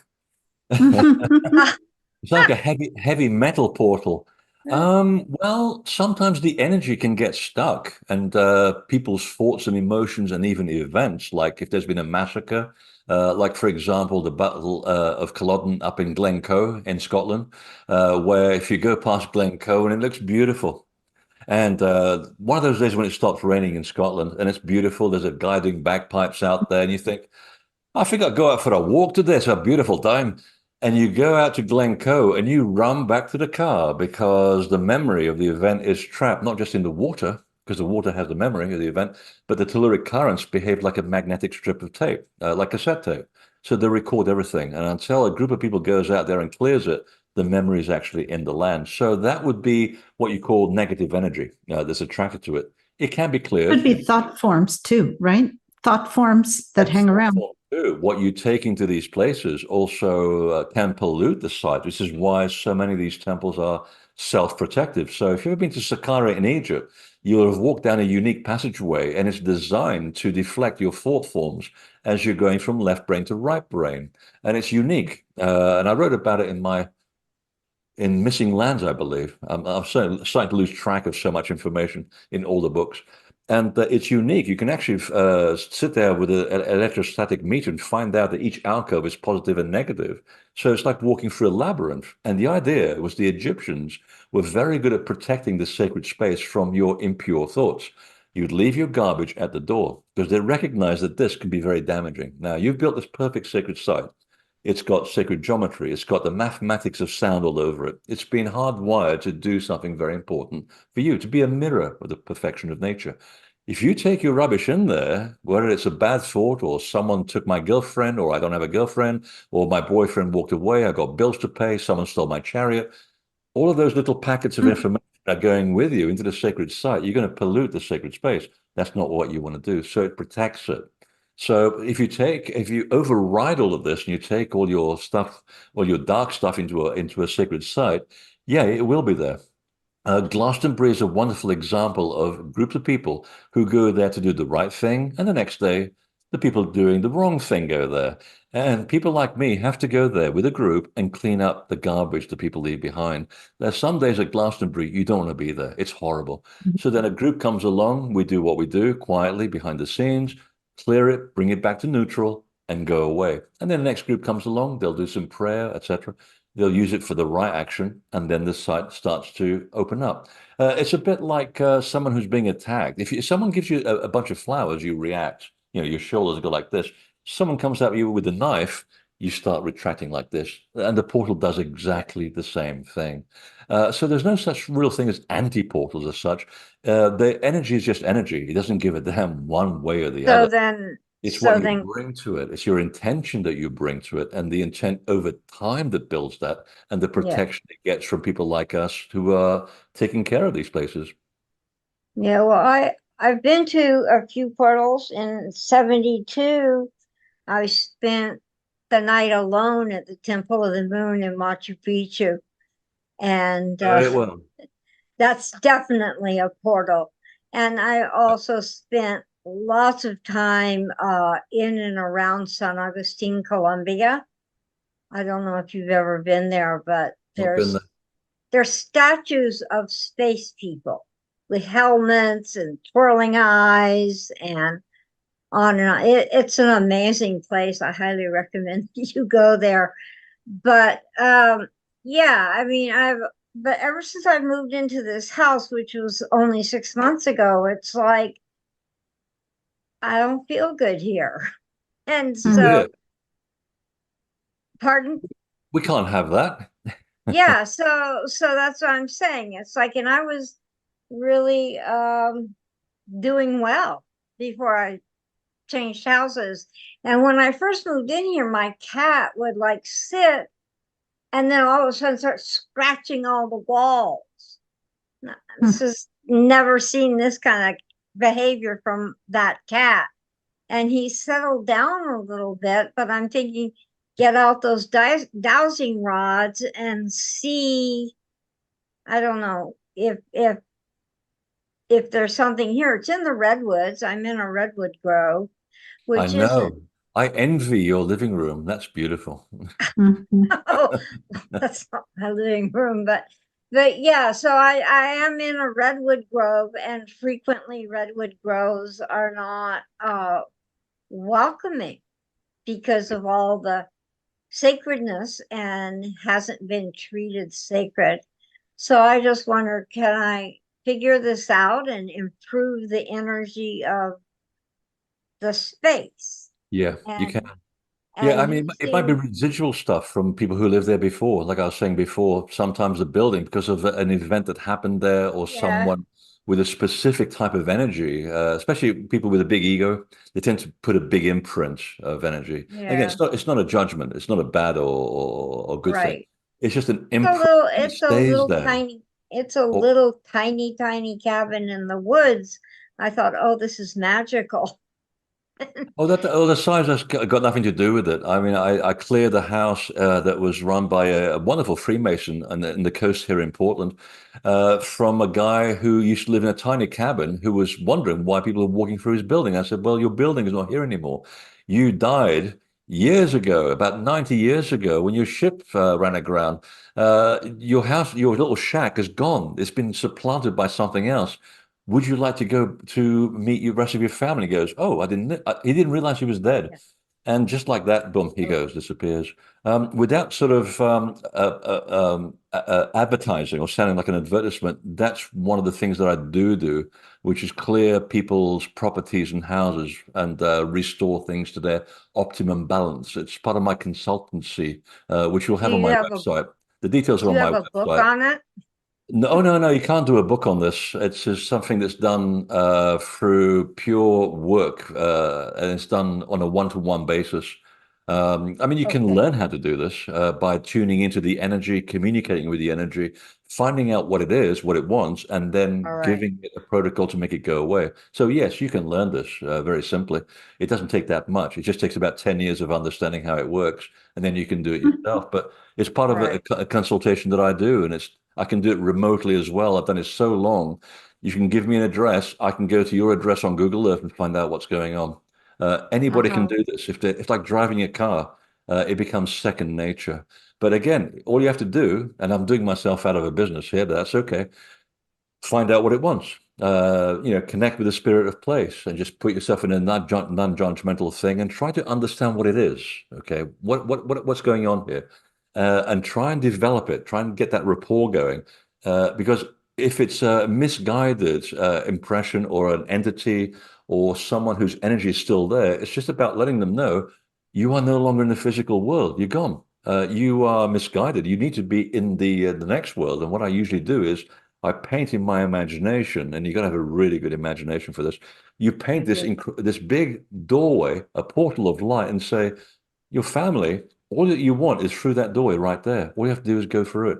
You're not here anymore. You're done here. Your presence is done. And when I put that to these entities, boom, in seconds, they're gone. They said, thank you very much. I didn't realize. So there you are. That's the simplest way to do it. But you still They start. often see their family member when you present them. They see the family member and they go with them. The family member will come and help Exactly. them. Yeah, Exactly. we do that too. Yeah. Exactly. Beautiful work. It's very beautiful work because you're helping Yeah. the spirit as well as the person who's being bothered. You're doing it on behalf of the spirit to help them cross and go where they need to go for a higher destiny. They have a higher Most of them don't destiny. know if there's a traumatic death. They don't know they're dead. I mean, I had one Exactly. Yeah. in my house in England, which was it was given to me through another dead guy that I helped go back to the other world. And he comes up to the stairs on the first day I was there, and I just lost my house, I lost my marriage, I lost everything. I just moved back to this shack in the middle of Wiltshire in England, and I was really depressed about it. My whole life was down in a little shoebox. And there's this ghost coming up the building and says, "Well, I hope you appreciate this token of my gesture of my gratitude for helping me go back to my family." And I Wow. said, "Wow, the ghost that I helped go back to his family helped me get this house in a place which is impossible to find a house to rent." And I get downstairs to the bathroom, and there's another guy, another dead guy, sitting on my chair looking at my computer. And he's from the 17th century. It turns out he was hung for sheep stealing on trumped up charges in the garden, and he stayed behind. And he's looking at my computer and he's going, he looks at this all day long, but I don't know how he makes a living from it. And I said, knock yourself out, Richard. He's got no idea what a computer is. But I tuned into him and I said, you know what? He actually enjoys being here. He loves being here. And I sort of put it to him. I said, do you need help? No, I like your company. I said, well, I like yours too. And I let him stay. And he protected the building when I'd left. And when people came over for dinner and they were intuitive, they'll go, you got a friend here. I said, I do. Yeah, quite tall, almost as tall as you. Wears knickerbockers. 18th century, maybe 17th. Name is Richard. That's the one. So it wasn't a figment of my imagination. So we let him stay because he liked living there. He liked his life there. So sometimes you got to ask them what they want. It's not about you, it's about them. But it is funny how we can, just because you're dead doesn't mean you can't be useful. And also, they show us a lot about how we can interact with the invisible world. Yes. Alain, you've been waiting. You Thank have a you. question. Thank you. Yes, Freddie, I was wondering how important is the presence of rock in the portal? I have been in 3 places. One is the Machu Picchu, which was mentioned before. The other one is at the top of Pikes Peak in Colorado, where I felt something special there. And the last one is in Karnak in Brittany. I was Oh God, yeah. at the bottom of the alignment that they have there. So I could feel something, but I'm wondering, can there be portals in places where they are not crystalline rocks? Oh, Or absolutely. As I said earlier, the native people and Aboriginal people never built anything. They never X marks the spot. In fact, in Australia, they used what they call the Jalkiri, the telluric currents. They actually have a name for them. yeah, And there's a study that was done that found that when they used the Jalkiri to go from sacred place to sacred place, the accuracy is over 67%. Now you're talking about walking in a featureless desert. So it's the difference between life and death. So yeah, you don't need the rock, but it's the intention that marks the locations, the intention and the use over, in their case, 1,000,000 years of use, according to them, will amplify that. So yeah, you don't. The rock is just there because to show you where the X is. Yes. But if you take all that away, and if you go to places that are being destroyed and partially destroyed by the church, like Stonehenge, for example, you can still go there and the site is still intact because it's been worked for so many thousands of years. You take the rock away and the intention is still there because intention supersedes anything in the physical world. That's a very important thing to learn. So you can create, and I got asked this in one of my workshops where I used to teach people how to build their own portal and their own temple. It's now on video on my website because I'm getting a little too old to teach these for the whole day. So all the instructions are there, and someone actually said, "So okay, so the whole day we've been talking about this. We built this a stone circle from scratch, but from what you're saying, you don't need all this stuff." I said, "No, you don't." Because if you can be it, okay, you are made of the same stuff. If you can believe in yourself to that degree and use your imagination to that degree, your intention creates its own reality. You can create a pentagonal temple. You can put a metaphorical rock exactly where you need it. But the thing is, you have to keep working it every other day. Otherwise, it starts disappearing. You have to put it in. You have to keep watering it like a plant. So you can walk into your own temple, even though no one knows it's there. You know it's there, and you've built it. But you've got to keep working at it. Got to keep working it because it will start coming under the influence of planetary forces, seismic events, the sun, the moon, and so forth. That's the only difference, really. You don't really need to build anything. I didn't give him his money back, though. It's like you can't get this. But yeah, it's a very good question. You don't need the rock to do it. It just helps, but your intent fills in the gap. Thank you very much. Thank you, Freddy. Laura, you wrote your question, but I think you might want to ask it out loud. You have to unmute. Okay, there I am. I Yeah, love I the dog. was saying that Asheville, North Carolina has been known as a vortex to most of the people who live there. And there's a lot of people who consider themselves healers. And there's a lot of Native American cultures there. And anyway, they just experienced the flood that was not expected to happen for 1,000 years. And I just wondered if that had anything to do with this idea of portals. Oh, that's a big question, which I can't even I can't answer. I'd have to be God for Great that one. question. I'm just a smaller God, like all of us. So I don't know. I mean, these things have cycles to them, and people who are very connected to nature understand the cycles, and they can predict them with incredible accuracy. It's a bit like the people that write the Farmer's Almanac. How the hell do they do this year in, year out? When I don't consult the almanac, my plane does not leave Portland Airport because there's a snowstorm coming in.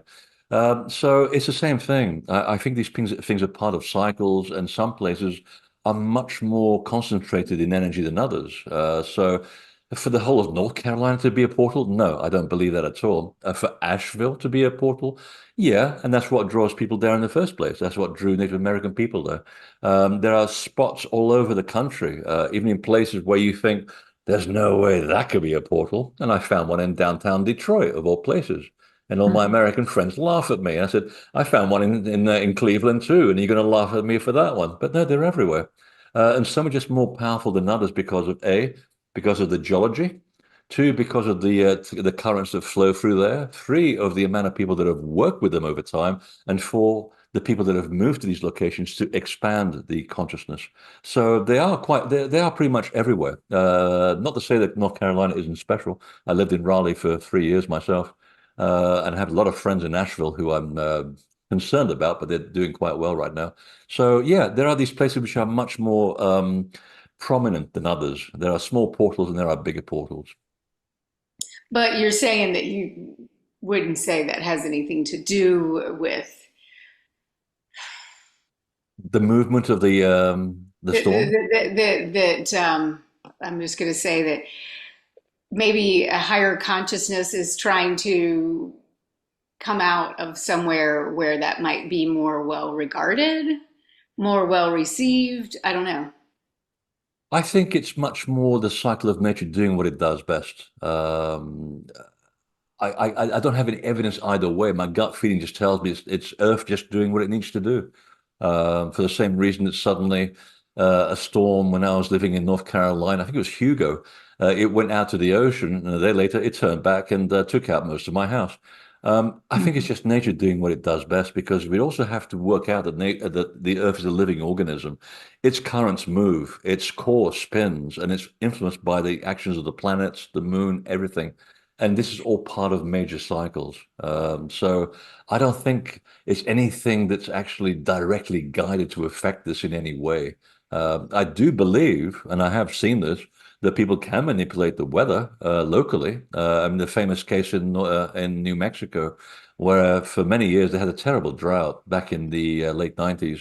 And a Navajo elder walked up to the top of the hill and said, "I'm going to make it rain."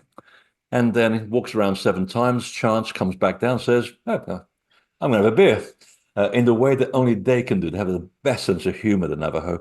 And so sat in a bar in Santa Fe, watching television, and suddenly, lo and behold, warning, danger, seek high ground, major low depression develop over Santa Fe County, and cars were washed away, cows, houses, people.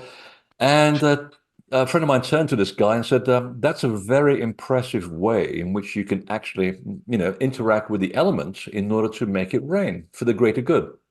But tell me, have you actually worked out how much rain to ask for?" And he says, "No, haven't quite worked that one out yet." So I do think it's a confluence of many, many things. Weather is a confluence of many, many things going on to do with human consciousness, the way we also adversely affect the environment, the way we have such a huge electrical grid on the face of the earth, which itself is distorting the pattern, the normal pattern of nature, and it's all contributing to what we're experiencing right now. After that, we'll have to ask God itself. Betty. Yes, I did. I do have a question. What about visiting these portals in a dream or a vision? Doing the portal, I didn't quite catch that. How about entering these portals, or at least experiencing the energy of a portal in a vision? I didn't In catch a dream or a vision. Or in a vision. vision. Oh, crikey. Now we're going into terra incognita. I don't know. I do know that there is a unique portal that occurs between 2 and 3 in the morning, and that's exactly the face on the face of the Earth, which is the furthest away from the sun. In that particular hour, the sun's gravitational pull on the face of the Earth is loosened just a little bit. Okay, gravity is not that difficult. Look, I'm now doing anti-gravity. It's not that difficult, not that strong a force. Between 2 and 3 in the morning, the pull of the sun relative to the earth lessens enough for you to leave the body and go walkabout. Your soul reconnects with the rest of itself. Only about 30% of your soul actually incarnates into the human body, by the way. During that moment, you get to go and play with the rest of who you are. And it allows a kind of, to quote the Japanese, the reed of heaven to appear in that part of the world where you're living at that moment to leave. And you got about an hour or so before you come back, and you suddenly wake up with a big jolt and you go, "What the hell just happened? Where have I been? Who have I talked to?" Yeah, because you're allowing, there's a portal in the actual space-time continuum of the gravity field that's allowing your soul to escape the body and come back. It's one of the few reasons why gravity exists on this planet alone, is to stop your soul from leaving, which goes back to our earlier question about resurrection, about, why people took a poison to leave the body. Well, that's precisely why, to learn how to circumvent gravity, to leave and enter whenever you want. That was part of the teaching that was going on.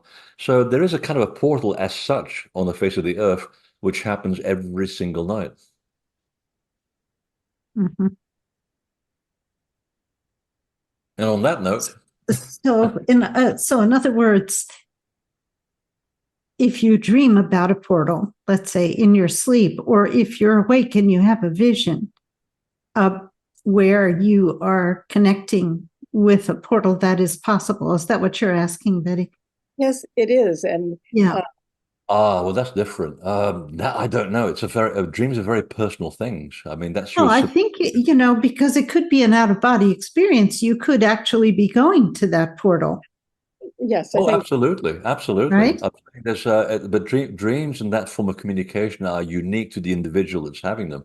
So you have to ask yourself what it is that you're soul is trying to communicate back with you and find out what is the essence of that communication. No one can explain that. I mean, we can explain things in dreams in Freudian terms and in terms of metaphors, but that's the best you can do. The dream is unique to the individual that's having it. So if you're having a dream about a portal or a state of a portal, then that's a communication between you and yourself. And you have to keep asking yourself before you go to bed each night, ask your subconscious, can you clarify what it is this communication is about? And again, through the dream state, you will be given more clarity as the days go by. That's the best that I can explain that one. Yeah. That was I had been to Machu Picchu and I had had a very powerful experience there.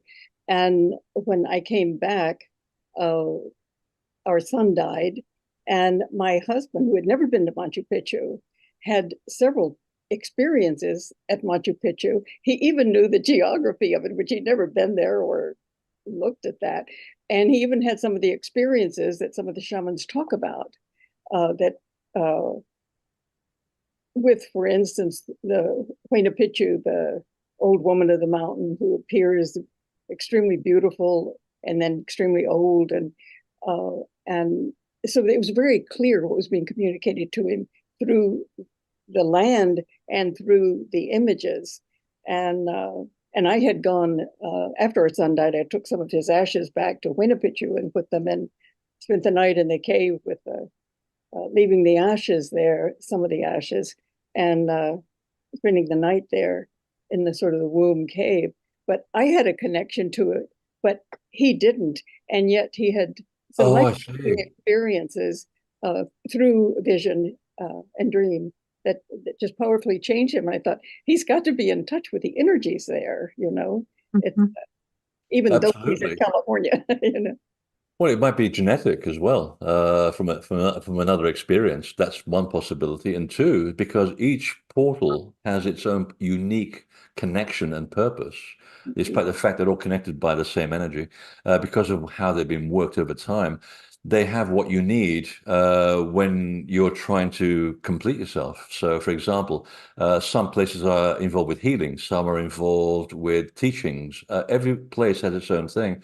And it reads you. So if your subconscious is trying to complete itself, it's looking all around the planet for a place where that information resides. So somewhere in Machu Picchu, part of that information was residing, which would then transmit itself back to your husband and complete the connection. That happens all the time as well. So you're never really separate from these places. You're accessing a reference library on the planet Earth, essentially, at that point. So wherever you happen to be, whether it's Colorado or New York State, and you say, well, I'm a bit far from these places, but I need something about this. I need to know about this. And your subconscious will take you to where, all around the planet, and one of these places or several of them will go, hey, I've got exactly the information that you're looking for, and there's a mutual interaction and interchange of information. And that happens at a subconscious level. Yeah, I like that very much. He died, he also was killed in an accident not long after that. So that makes sense that he was working on several things, and part of it completing himself before he left. Yeah. Right. But before we leave, I want to say that you have been one of the clearest persons. I was studying crop circles and reading everybody, and I read one comment by you, and I thought, that's it. And so I got your book, and I've been reading you ever since, and I'm just so grateful to you. You're clear, and you have what we need to hear. So I really thank you for that. Well, thank you. I'm glad it was the right thing. It's good you went to Stonehenge.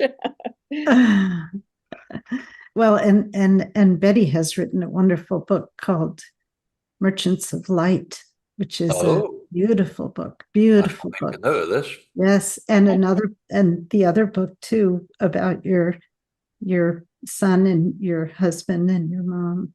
Yeah, it was a beautiful book too. Thank you. Congratulations. Yeah. Betty has been a presenter for Caritas twice already, and I hope some more in the future. So thank you. I think we have to stop now, although I hate to. I was wondering my stomach was rumbling. Sorry? I was wondering my stomach was rumbling. Oh, your stomach is. I know. So past dinner time for you. and for me. Thank you so much, Freddie, for joining us today. And it was great. And thank you all for attending. And we'll see you next time. Thanks, everybody. Thank you. Bye. Thank you, Gloria. Thank you, Betty.